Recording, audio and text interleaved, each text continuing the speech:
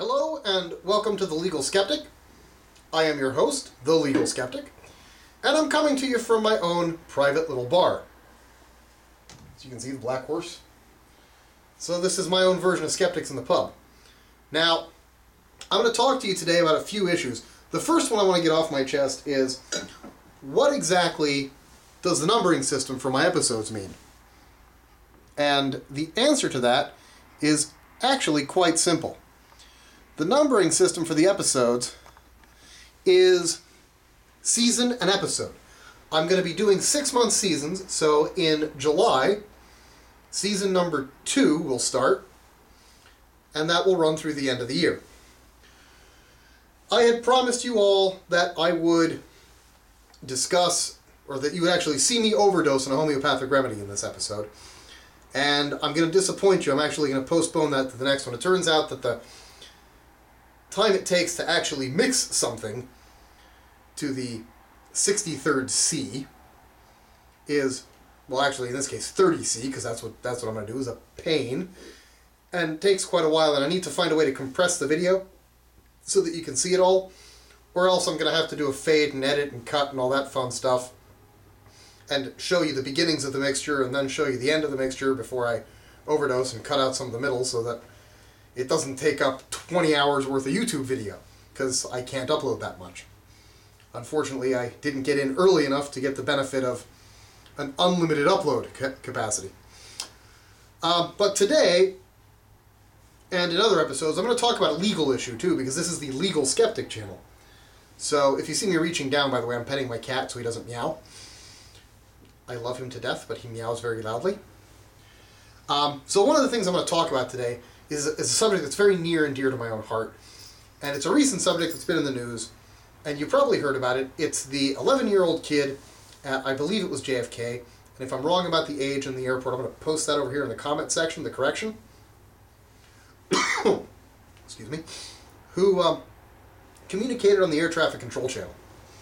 Well, before I do that, since it's very important to understand where we're coming from as skeptics, let me state that I do have some credentials to actually critique this. And I'm showing you right now, I'm holding it up. This is my pilot certification. So I'm actually a private pilot. I'm rated to fly single-engine aircraft. I've got a sign-off for high performance and complex aircraft. And I'm working on my instrument rating. So I have a little bit of authority, at least, to speak from that perspective. So, 11-year-old kid on the air traffic control frequency, talking to airplanes, and assisting his father, who was feeding him the lines. And his father then stepped in after he said them and continued, and the pilots took no ill will of this. But what we see is this has become a manufactured controversy by the media. Manufactureversy, as someone has coined the phrase. And why is this important? Well, the reason it's important is because I think it's been blown way out of proportion. First off, the risk of damage to lives is minimal. Passengers never, unless you're on United flights, which occasionally do, hear what the air traffic controller is saying to the airplane. And there are some classic examples of screw-ups by professional pilots. There's one wonderful example that I believe might be floating around on YouTube, with a pilot communicating with the tower completely normally, except he meant to be communicating with the cabin and is telling people that we'll be landing in Newark very shortly. The weather's a nice, sunny 32 degrees out. It's clear, it's not snowy. You know, the winds are favorable and we'll be coming down in about 5 minutes, to which the tower responds, yeah, that's great. Now you might want to tell the people in the back that you're cleared to land on runway 23. So of course the tower understood that you pressed the wrong button on the yoke and you talked to the wrong people. So it happens to professional pilots. But the age is obviously what gets people here. It's the age of the pilot that throws people off. So let's take a look for 1 second, since this is a legal channel as well as a skeptical channel, at this book. This is the 2009 issue of the Federal Air Rules and the Aeronautical Information Manual. And I'm going to look up 3 parts for you really quickly. All of these are under Part 61. First is Subpart C, Statute 6183, Eligibility Requirements for Student Pilots. Subsection A. There's a sentence before which I'll read, by the way. To be eligible for a student pilot certification, an applicant must, subsection A, be at least 16 years of age for other than operation of a glider or balloon. Subpart B. Be at least 14 years for the operation of a glider or balloon. Think about that. At 14 years of age, we're willing to give people a student license, which does mean they can fly on their own to a certain extent as long as they've been signed off by an instructor. It's called soloing.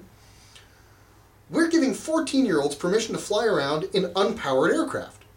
A balloon is, after all, an unpowered aircraft. It's powered by the wind. A glider is an unpowered aircraft. There's no engine. So it has limited maneuverability. Places a great onus on pilots of powered aircraft to avoid them, because the unpowered aircraft always has the right-of-way. Now, Subpart D, which is recreational pilots, and Subpart E, which is private pilots, are the next two, and I'm going to do Subpart D first. To be eligible for a recreational pilot, this is 61.96 if anyone wants to look it up. Subsection A, to be eligible for a recreational pilot certificate, a person who applies for that certificate must, 1, be at least 17 years of age. Now, Subpart E for private pilots, in the 61.103, to be eligible for a private pilot certificate, a person must, A, be at least 17 years of age for rating in other than glider or balloon, and B, at least 16 years of age for rating in glider or balloon. Why is this important? Yes, I drink. Hi, skeptics in the pub. Why is this important? This is important because we're letting children, the age of as young as 16, take complete control of an unpowered vehicle and fly at whatever altitude they can get to, and whatever altitude they're legally allowed to fly to. And there are obviously limitations on those altitudes, and I could spend hours going into this, but I only have about 10 minutes, and I'm already at almost 8. I think that this has been blown out of proportion by the media. Pilots make mistakes all the time in communications. I hear it every single time I fly, at least one mistake. Sometimes by private pilots, sometimes by professional airline pilots. The tower corrects them. In this case, you had a kid who made the comment. You know what? I would have been fine with it. If I'd been the pilot and I heard the kid speak and then immediately followed by the father, as it was, and you can hear it on YouTube, I would be completely calm. I trust that they know what they were doing, and I trust that they are taking care of my safety. So, before you fly off the handle, think about it. My message at the end of my video is think about it. Thank you for watching. For the next episode, one way or another, I promise I will overdose on a homeopathic remedy. I hope you enjoyed.